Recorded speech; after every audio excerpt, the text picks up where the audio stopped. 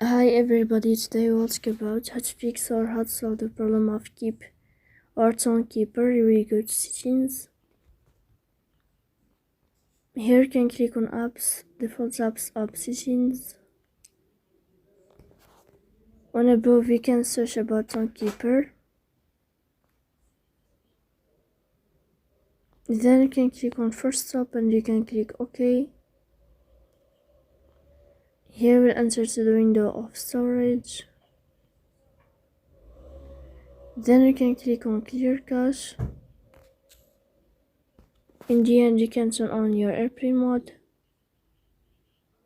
And you can turn off your airplane mode again.